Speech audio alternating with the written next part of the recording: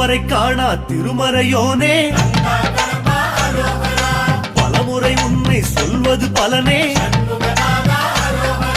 காந்தம் போல் வரும் கந்தசாமி, ஏகாந்தம் தருவது உந்தன் பழனி, வேலாயுதம் கொண்ட பாலாயுதமே, காலன் மறுநாளை மாற்றும் கரமே, அறிஞன் விரும்பும் குறிஞ்சி குமரா, அறியா மனதிலும் ஆடும் அழகா,